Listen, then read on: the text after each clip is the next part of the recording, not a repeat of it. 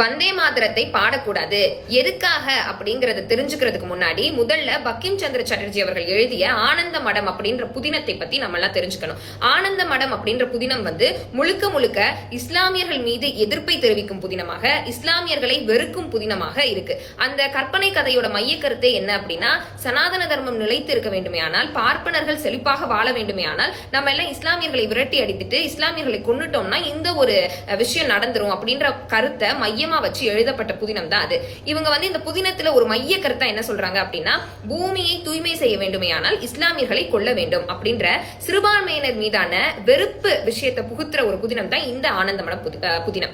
இதுல முதல்ல நம்ம என்ன தெரிஞ்சுக்கணும் அப்படின்னா, எதுக்காக இந்த வெறுப்பு முதல்ல மேலோங்கியது அப்படின்னா, அவுரங்கசீப் இறந்து போயிடுறாரு, முகலாயர்களுடைய ஆட்சி வலுவிழந்து போயிடுது. இதுக்கு அடுத்து நவாப்கள் வங்காளத்தை ஆட்சி செஞ்சுட்டு இருக்காங்க. அப்போ பார்ப்பனியர்களுக்குன்னு ஒரு மித்து இருக்கும் இல்லையா, வர்ணாசிரமத்துல அவங்க தான் உயர்ந்தவங்க, அந்த வர்ணாசிரம தர்மம் எல்லாம் உடையிறப்போ இவங்களுக்கு அந்த ஈகோவை ஏத்துக்க முடியல, அஃபண்ட் ஆயிடுறாங்க. அதனால அல்டிமேட்டா என்ன கொண்டு வராங்க அப்படின்னா, இஸ்லாமியர்களை விரட்டி அடித்துட்டோம் அப்படின்னா நம்ம இங்கே திரும்ப நம்ம வர்ணாசிரம தர்மம் படி இருந்துக்கலாம், நம்ம ஒரு பிரிவிலேஜான வாழ்க்கையை வாழ்ந்துக்கலாம், நமக்கு கீழே எல்லாரும் இருக்கணும் அப்படிங்கிற நினைப்பை எல்லார்கிட்டையும் புகுத்திடலாம் அப்படிங்கறத மையமா வச்சு எழுதப்பட்ட புதினம். இந்த புதினத்துக்கும் வந்தே மாதரத்துக்கும் என்ன சம்பந்தம் அப்படின்னா, சம்பந்தம் இருக்கு. அத்தியாயம் 8ல இந்த புதினத்துல ஒரு கதை வருது. அதாவது ஒரு கிராமத்தை கொள்ளையடிக்கிறாங்க, இஸ்லாமியர்களுடைய வீடை எல்லாம் சூறையாடுறாங்க, இஸ்லாமியரை கொல்றாங்க. அது அந்த புதினத்துல வருது. இஸ்லாமியர்களை கொன்றுங்க, இஸ்லாமியரை கொன்றுங்க அப்படின்ற முழக்கத்துக்கு அடுத்து வர பாடல் தான் வந்தே மாதரம் பாடல்.